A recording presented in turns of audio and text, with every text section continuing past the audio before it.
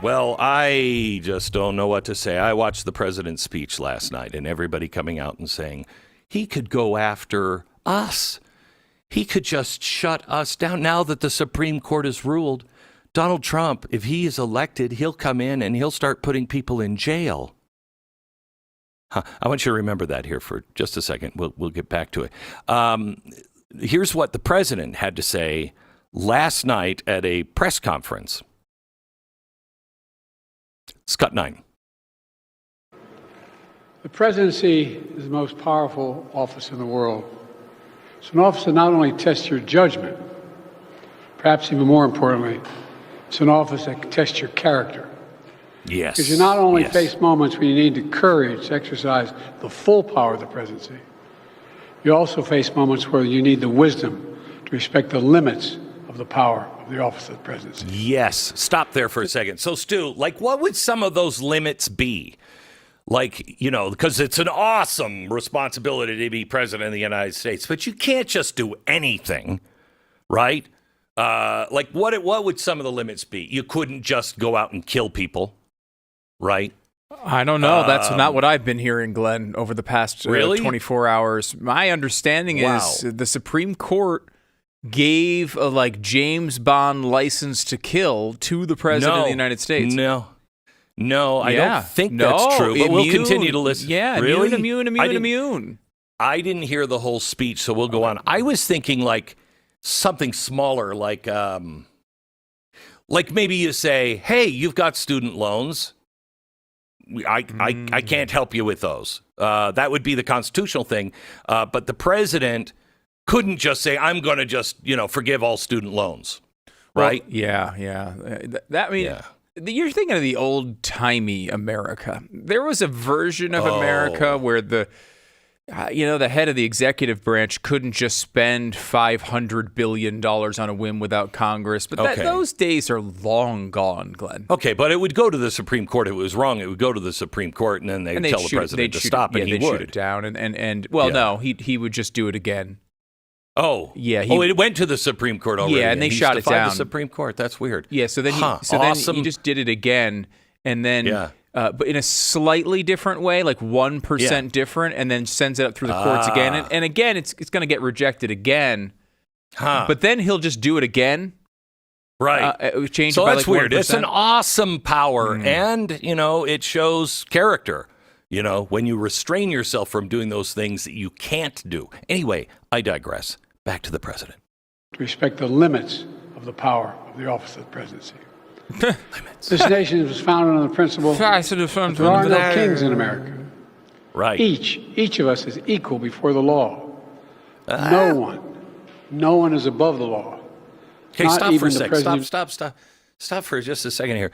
Stu, are we all equal under the law right now? I mean, is that true? Doesn't seem for instance, true. Mm-hmm. If you were held in contempt of Congress, right, you'd go to jail, right? Yeah. Steve Bannon just went to jail yesterday. Sure. Another Trump advisor who said, no, I can't share that. That's executive privilege. They sent him to jail. Navarro, yeah.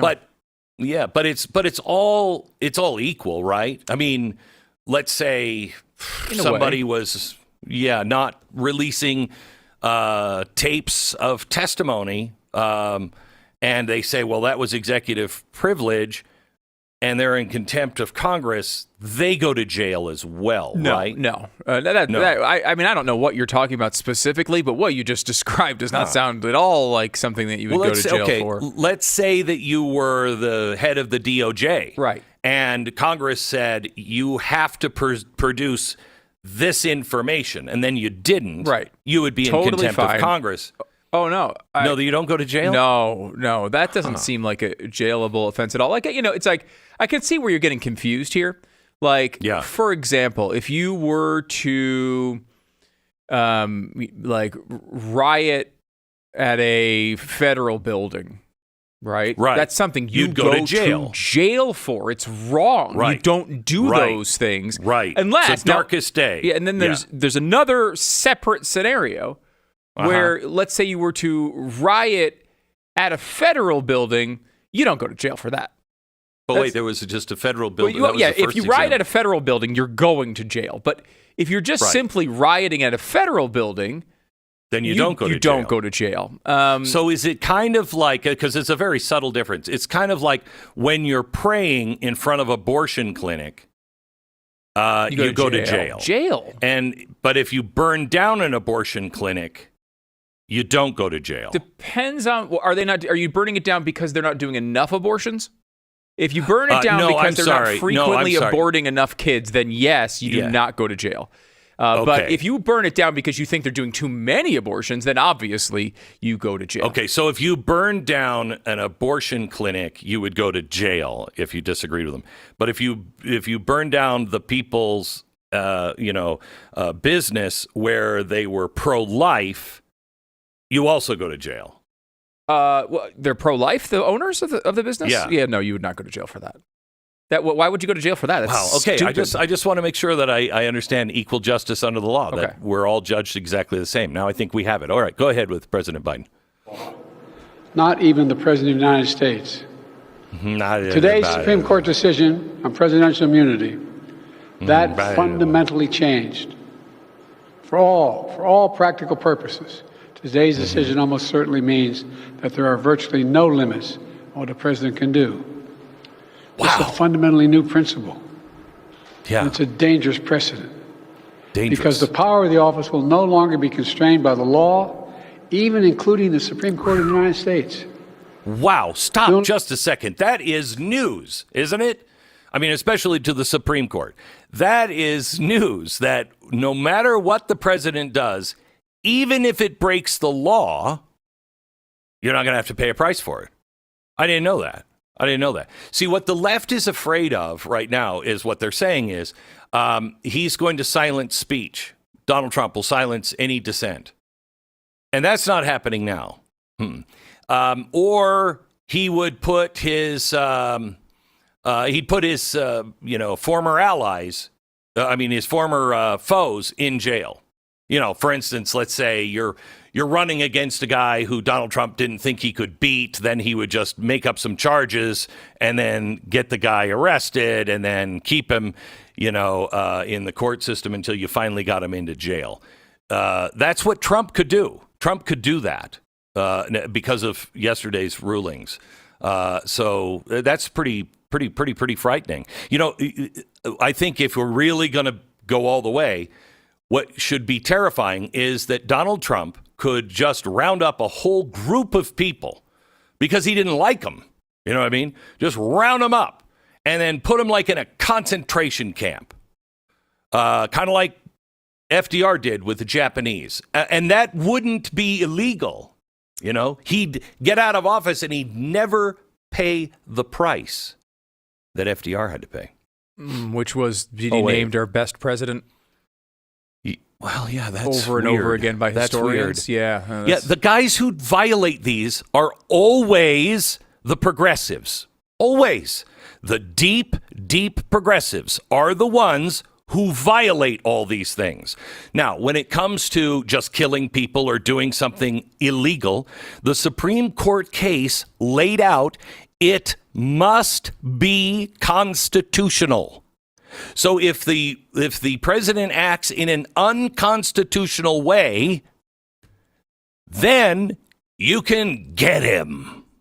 But unless it's unconstitutional, he can't do it. So it would be unconstitutional to round up the people that disagreed with you. It would be unconstitutional to silence those who oppose you. It would be unconstitutional to go after your opposing political foe and try to put them in jail. All things that Joe Biden is currently doing.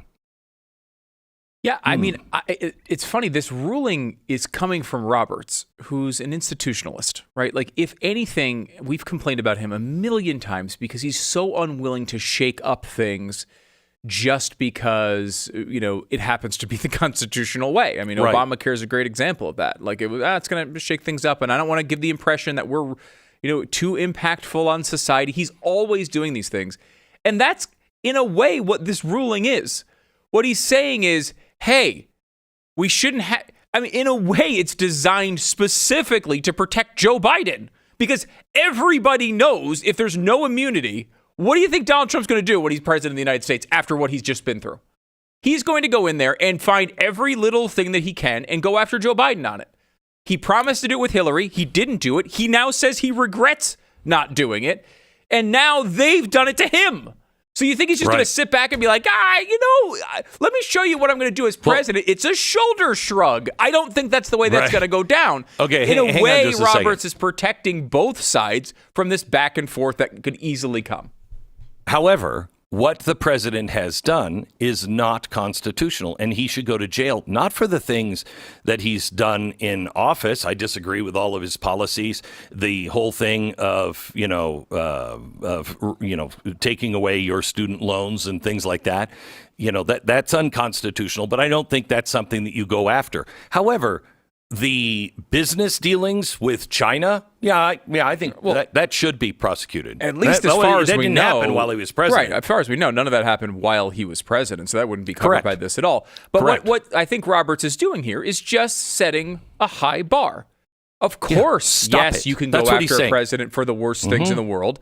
However, there's a high bar for you to clear, so don't bother bringing up your BS nonsense every 10 seconds because it's not going to work. That's beyond the fact that we all knew what he said was true. Official acts have immunity for. Like, you're not able under the law, Glenn, to kill people, right? Like, you couldn't send a drone to go start murdering people in other countries. The president, with his powers as commander in chief, has powers that we don't have, right? Like, we all know that. There is some sort of implied immunity for official acts. So we all knew that. We all knew unofficial acts would not be covered here. There's nothing new in this ruling. It was blatantly obvious, yet they have to do this charade every single time and act, gosh, SEAL Team 6 might come and just start being utilized to kill people. How many different layers of checks and balances would have to, including SEAL Team 6 just going along with this, which they would not be covered to do. They would all get prosecuted. They'd all be put in prison. Yep. But we're supposed to believe that Donald Trump would be completely fine for doing this. It's insanity. All right. Well, let me just end with this. As the president is saying this, two things happened yesterday. Christian pro-life father of 11 is now facing over a decade in prison. He's going to be sentenced today. Okay, for a peaceful protest in Tennessee. It was a violation of the FACE Act. They were praying in the hallway. What he said yesterday is this, quote, "It's real easy for me. I can go to battle and go to jail as an individual, and it's not a big loss. The challenge comes when you're leading your family through it, when you're talking to your 3-year-old and your 23-year-old and your other family." Vaughn said that he wanted to pray to God, quote, "every day and get up ready to take on the day with whatever circumstances come my way, with a humility and a grace and a spirit-led life that represents all of us in our society and represents him and our community around us." How many politicians order their life after truth and justice versus power, greed, negotiation, and negotiating principles? So here's a guy who said, I believe what I believe. God will be with me. I'm going to go to jail. At the same time, Bannon also went to jail for a contempt of Congress. There are now 15 people in the Biden administration that have been deemed in contempt of Congress. None of them are being prosecuted, but Donald Trump's people are. Bannon said this, and I don't like Bannon. Okay, I don't agree with Bannon on everything. I think he's a thought leader that I really strongly disagree with many times. But he should not be going to jail. He said, "I am proud to go to prison. If this is what it takes to stand up to tyranny, if this what it takes to stand up to the corrupt criminal DOJ, if this is what it takes to stand up to Nancy Pelosi, if this what it takes to stand up to Joe Biden, then I am proud to do it." You have people crying that they might go to prison while they're putting people in prison for the things that they have done themselves. Please, Mr. President, don't talk to me about out-of-control tyranny from the Supreme Court. They've done exactly the opposite. They have protected the presidency while they are dismantling the administrative state.